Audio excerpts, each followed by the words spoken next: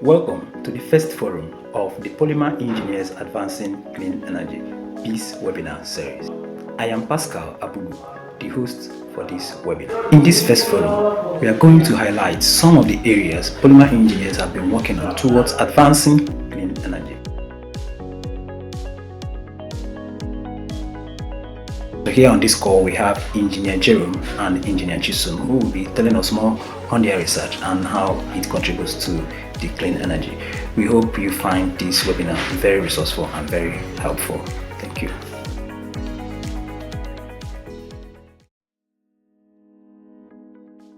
Brief academic biography of Engineer Jerome Anoku. Jerome is a postgraduate researcher in waste and sustainable materials at the University of Salford. His research focuses on circular economy, solutions for plastic waste, specifically optimizing pyrolysis technology to transform plastic waste into valuable byproducts like fuels and composite materials. He specializes in waste characterization, polymer composites, and sustainable recycling, having developed and tested novel materials from high-value applications. Wow. Jerome holds an MSc, Master in Science in Petroleum and Gas Engineering, distinction from the University of Salford in 2018, and a Bachelor of Engineering in Polymer and Textile Engineering from the Federal University of Technology, Owerri in 2012.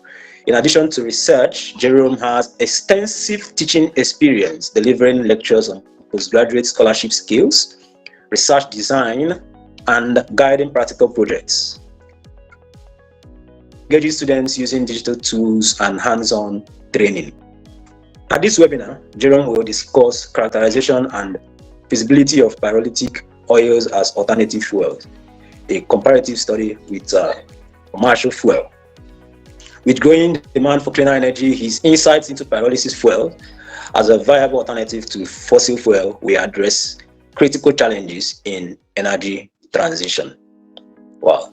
So let's welcome Engineer Jerome Anoku. Welcome, sir. Yeah, thank you very much, Mr. Pascal, for that very wonderful introduction. And I'll have to start with sharing the screen as well, sharing the slides. Good afternoon, everyone, and thank you for joining me on this webinar to explore the topic characterization and feasibility of pyrolysis oil as alternative fuels, a comparative study with commercial fuels. So in this webinar, we're going to discuss pyrolysis process. We're going to compare the four properties of pyrolysis oil to commercial diesel. We're going to examine the chemical composition of pyrolysis oil, as well as its performance, environmental impact, and also the economic feasibility. Then we are going to end with looking at the challenges and future outlook.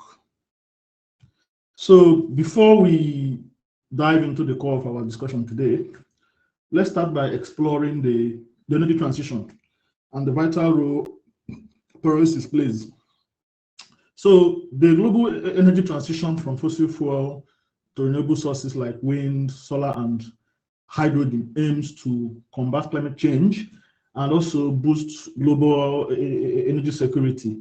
However, sectors like aviation, transport, and heavy industries, which are hard to decarbonize, require alternative fuels in line with circular economy principles. So this is where pyrolysis comes in, because pyrolysis comes to bridge the gap by converting waste plastic and biomass into valuable products like pyrolysis oil, which could replace fossil fuels, thereby helping to address waste and also fuel sustainability. Therefore, this webinar is going to explore the potentials of pyrolysis oil to drive a sustainable energy future. So that brings us to the question, what is pyrolysis? Pyrolysis is the thermal decomposition of organic materials at very high temperature in the absence of oxygen. So this process breaks down long-chain hydrocarbons, just as we see with the pyrolysis of PE here. It breaks them down into smaller substances like oil, gas, and char. The feedstock for pyrolysis include plastic waste, biomass, and also organic materials. So comparing the properties, the four properties of pyrolysis oil have been found to be comparable to that of commercial fuels. Starting with the energy content, which is one of the most important fuel property, we can see from the chart that oils from HDPE, LDPE, PP, and PS have very high calorific value, over 40 megajoules per kg, which is quite comparable to petrol and diesel. However, oils from PVC and PET have lower calorific value, and the reason is because of the presence of chlorine in PVC and also the presence of benzoic acid compounds in PET, which kind of diminishes or lowers the energy content of the oils from this plastic. Also, density is also a very important fuel property. We can say that the density of PVC and LDPE are quite similar to diesel, which supports better fuel efficiency and performance. And the reason is because of their chemical structure and also the formation of lighter hydrocarbons during pyrolysis. We also look at all other properties as well, like viscosity, which determines the ease in pipelines, in the engine, in the pumps, and injectors. The viscosity of pyrolysis oil, as we can see, is generally higher than that of commercial fuel, and the reason is not far-fetched. Oils from plastic pyrolysis have heavy fractions and also are made up of complex hydrocarbon structures.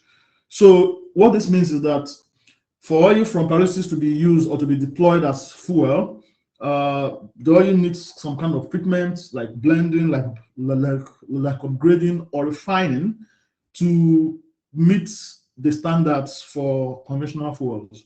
Then we also look at the flash point, which is also a very important safety and performance property as well. Fuels with very low flash point pose danger of explosion in high temperature applications, whereas fuels with low flash point might also have issues with like to ignite it, which could also affect the performance. So from what we have seen, although there are a lot of properties, there are so many of them, but due to paucity of time, we just focus on these four properties. And these different properties that we've seen so far highlight the potentials of oil from pyrolysis as alternative to commercial fuels. Then also we look at the chemical composition of pyrolysis oil. What does it contain? It contains over 400 compounds, which is based on composition of the feedstock, right? So looking at PET contains, from what we can see, it contains mainly benzoic acid compounds, which makes it corrosive. PVC contains a lot of chlorine and naphthalene, which makes it quite unsuitable as fuel. Then going on to PP and HDPE, they contain mainly aliphatic compounds with the presence of aromatics like BTX, that's benzene, toluene, and xylene. And also LDPE also contains aliphatic compounds as well, with benzene and toluene coming up at higher temperatures. Lastly, PS contains mainly benzene, toluene, and the T-benzene compound in their chemical compositions. Then we look at the performance of pyrolysis oil in jet engine. If you can remember at the beginning of the webinar, we talked about some sectors which were hard to decarbonize, such as the aviation sector. So pyrolysis oil from plastics, from tires, and from forestry products were tested in a jet engine, and they were tested for emission, for combustion, and for performance. The oil from plastic showed improved emission and comparable combustion to jet fuel. However, it had a reduced performance due to the presence of aromatic compounds, as we mentioned in the previous slide, the benzene, the toluene, all those things, they reduced the performance of jet engine. The oil from tire pyrolysis also had comparable emission and combustion, with also a reduced performance as well, whereas the oil from forestry products showed worsened combustion performance and emission. Then, with regards to the environmental impact, pyrolysis oil outperforms other chemical processes like plastic production, petrol production, incineration, and mechanical recycling. From what we can see in the chart, pyrolysis requires minimal process energy inputs. It achieved the highest energy efficiency, and also it generates the least greenhouse gas. So this tells us that pyrolysis is a very sustainable option for managing plastic waste, which is also another very big problem to the society, plastic pollution. Then we look at the economic feasibility. How profitable is this pyrolysis, and so the economic feasibility of plastic pyrolysis depends on two factors: one, plant capacity, and cost of feedstock. So in this study, from the chart we have on our left hand side, the analysis of three plant capacities, 30, 60, and 100 tons per day, were studied under two scenarios. One was the market priced feedstock, that is case one, and the free feedstock, case two. So it shows that at the time of the day, both scenarios were not feasible. At the 60 tons per day, the free feedstock was feasible, whereas the market priced feedstock still remains unfeasible. At the 100 tons per day, the free feedstock was highly feasible, whereas the market feedstock was unfeasible. So in summary, what this means is, for this process, or for this technology to be feasible, it requires a high plant capacity of at least 60 tons per day or more, with low or a cost of feedstock. So looking at the challenges, of course, pyrolysis oil faces some challenges as substitute for commercial fuels, and these challenges could be grouped under technical barriers, scaling issues, and economic challenges. Pyrolysis oils are known to have inconsistent quality, and this is due to variation in the feedstock. Also, they have poor stability and also contain high impurities, which most times require costly refining steps. Also, scaling issues as well. How do we scale this thing to commercial stage? There are some of the challenges include limited infrastructure for waste treatment and collection. Then also the economic challenges as well, as we discussed in the previous slide, high capital costs, and also the reliance on feedstock and the volatile markets as well. So looking up to the future, to advance this whole oil and everything, it requires targeted research and policy actions. So research should focus on blending processed oil with petroleum products, on developing catalysts for higher oil yield and quality, and also optimizing the sorting and the pretreatment process as well. Then also policy actions could also provide subsidies and carbon credits to improve investment in this sector, and also establishing a quality standard. Other fuels like kerosene, petrol, diesel, they all have an established standard, but pyrolysis fuel has none. So they are supposed to be a standard, Then also, lastly, also investing in this process would also help as well. So in conclusion, the global energy transition aims to reduce emission and also enhance global energy security by shifting from fossil fuels to low carbon renewable fuels. So with what we have seen so far, pyrolysis oil have got similar properties and could come in as substitutes to conventional fuels. So I want to thank you for listening to my presentation, and I'm ready to take your questions. Thank you. Wow. Thank you, engineer, for that. I'm so much interested in pyrolysis because that was my area of research as an undergraduate 2 years ago. And I have so much to ask, but I will keep the questions till after the second speaker because of time. So please, for our participants, if you have any question, you can just drop them on the chat box so that we make maximum use of our time. So without wasting much of our time, I want to read the brief academic biography of our second speaker, Engineer Chisom Onyedika Ilodibe. So as I read his biography, he will be sharing his screen. He has so much for us on his area on hydrogen and the benefit of hydrogen and contribution of hydrogen to sustainable, alternative, and clean energy.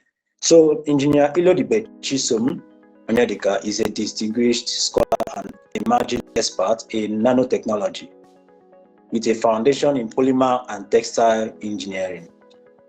He attended Royal Academic Nursery and Primary School and Grunwick International Secondary School, both prestigious institutions in Oba, Anambra State.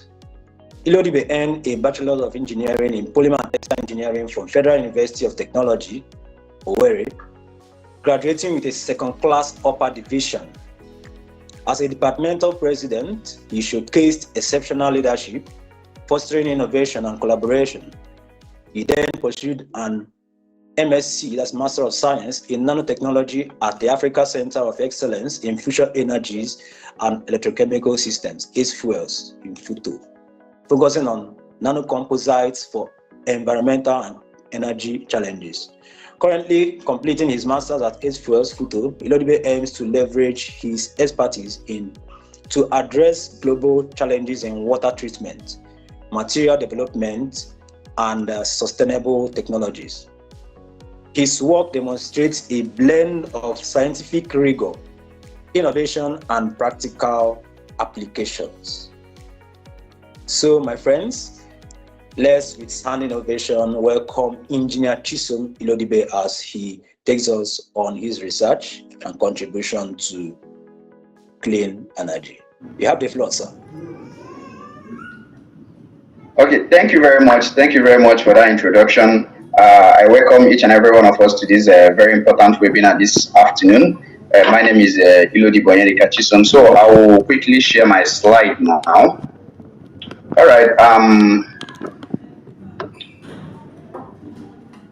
Okay. All right. I will be taking us on a very important topic this afternoon: the role of hydrogen in alternative fuel powering a sustainable future. I will quickly run us through the presentation outline. Firstly, we have the introduction, method of producing hydrogen, application in alternative fuels, hydrogen benefits, challenges and solutions, innovations in hydrogen, future of hydrogen, and then we'll have our conclusion.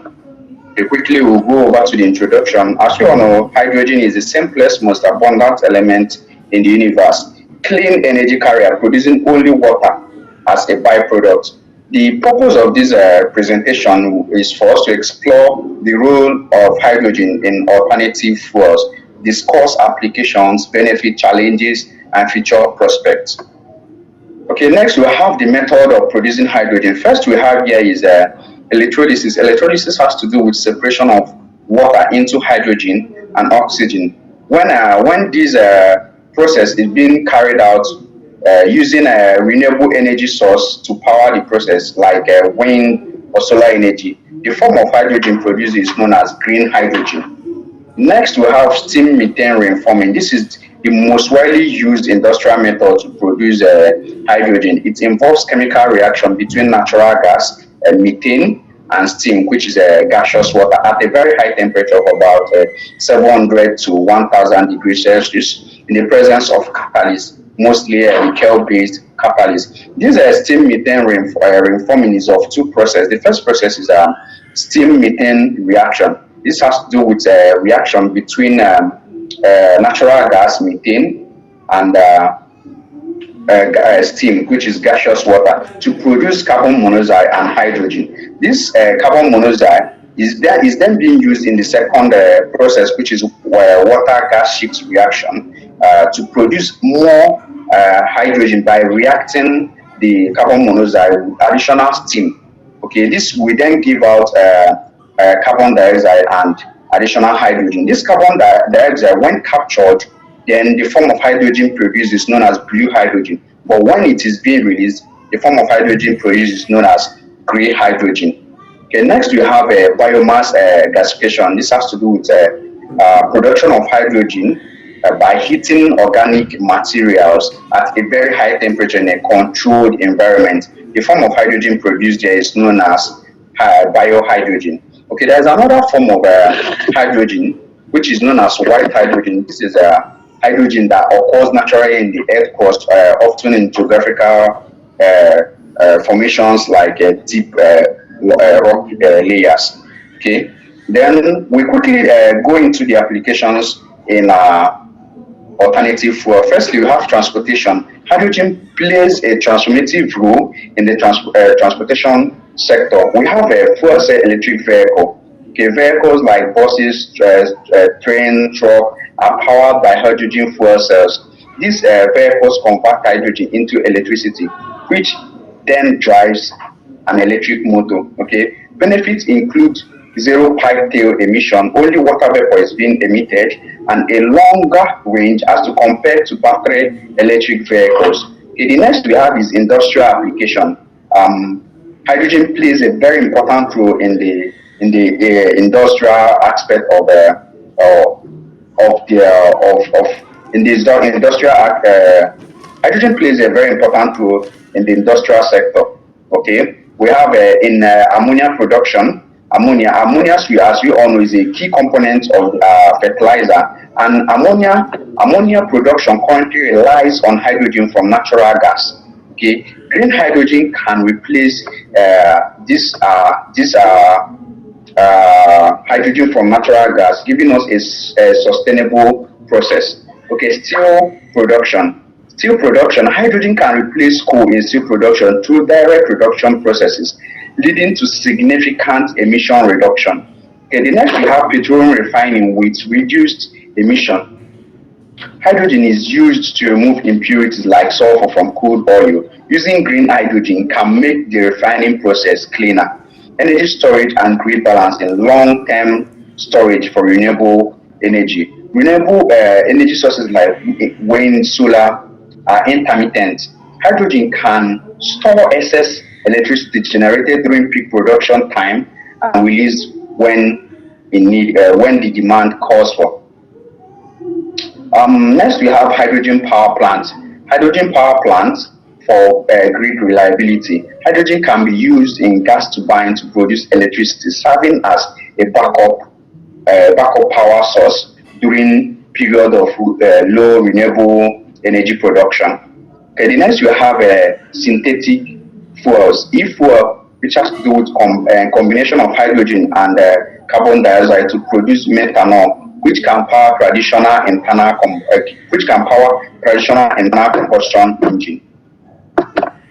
Okay, quickly we have hydrogen's benefits. We have several benefits of hydrogen, though we'll just be picking on this few. We have environmental impact, zero emission during use. It only has water vapor being emitted.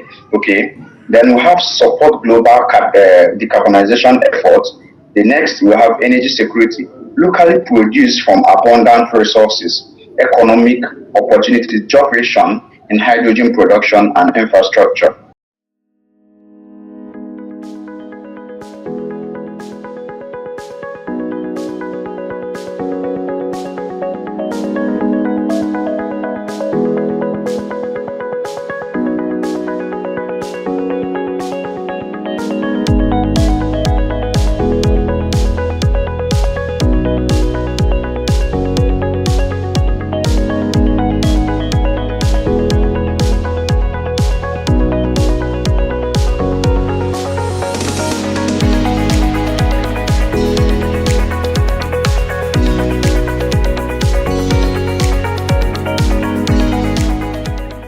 So this near zero emissions from hydrogen is a very important aspect that I love so much about hydrogen.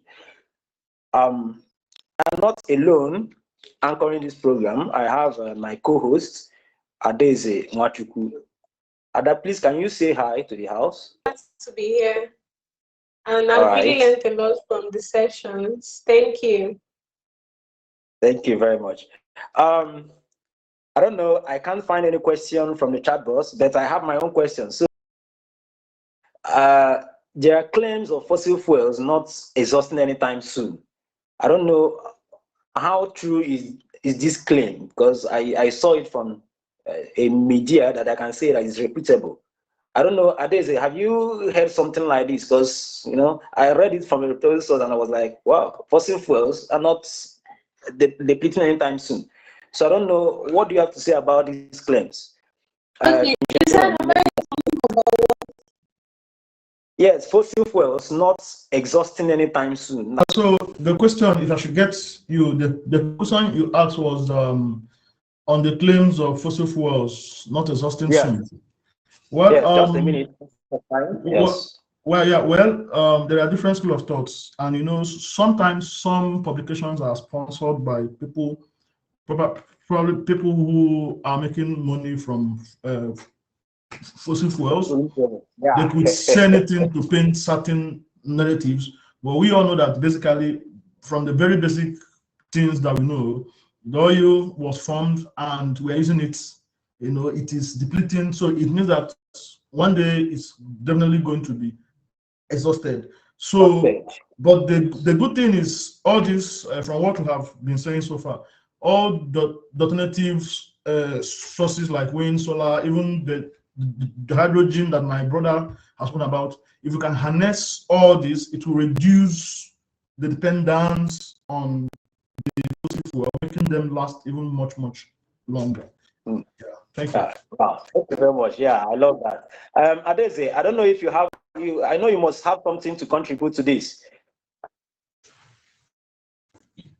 okay. I was going to say that I read somewhere that fossil fuels will deplete in this century.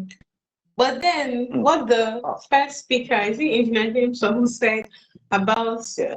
us digressing, like using other means, electricity and all of that, will kind of elongate it the more. So I'm wondering, is it that when we try to incorporate um other means of what we use fossil fuel for now that is eventually not going to deplete? It's just going to kind of prolong the time it will take, or is it that it will still get depleted eventually? I don't know if you get Wow. what I'm saying. Yeah. So Yeah. that's Okay. that is the more reason why there have to be investment in every area in any way we can see to generate alternative sources. So like I say, so as to reduce dependence on the fossil fuel. So if we have right now we are having over 80 to 90% dependent on the fossil fuels. So, but right now, if we can reduce that, it will mean also we reduce climate change, the emissions and all that comes from fossil fuels, and also it will also mean that we generate cleaner energies, and also the fossil, like it's more like a blend of everything. So we'll have those fossil fuels lasting much longer than we anticipate. The truth is that these fossil fuels, from what we are told, takes millions of years to form. So compare how many years you are going to live to millions of years, it's going to be a very small fraction. So basically, let's just say, so that's why they say they're not forming, because imagine millions of years, like it's a tiny fraction to what they're going to Yeah. live. So that's why it is said they're not forming. So, and that's why we need to find a way, find solutions. And that's why we have been talking about other sources of energy. Wow. You know, what I think in all these things is that people, those in this petroleum field, they just want to sell us something that will put fear in mind of people so that they will make more sales. So we've seen that a lot of times. So Ada, do you have something to say? You want to say something else? No, no, no. I was just saying thank you for the extra clarification. All right. So we are going over to vote of thanks and closing remarks. And I would like to invite my co-host Ada to give the closing remarks and vote of thanks before we wrap up the webinar. Okay, so thank you everyone who made out time out of their very busy schedules to participate in this webinar, especially the presenters and every other person, in fact, that's created time. No, it's a busy world and everyone is busy with one thing or the other. Some people are at work, but they still created time to attend. So we're grateful and we hope that you stay tuned to all that will be dishing out in the coming months. And we hope that everyone takes notice of everything that we've learned here today and in their respective places of work and everything incorporates everything that we've learned in their daily lives and schedules. So thank you very much. Thank you. Yeah. You're Thank you welcome. very much. I would just like to, just like my co-host has rightly done, Engineer Jerome and Engineer Chisom, thank you very much for accepting to do this. This is our inaugural session. This is our first session. We hope that you will join us in of the year that's coming up around April, May, and June. Hope that you join us. Also thanking my wonderful team, thanking Adese, my co-hosts, thanking Emmanuel, also thanking Joy, my wonderful team. Thank you all for being here. And please stay tuned for the next webinar session, which will be coming up around April, May, and June.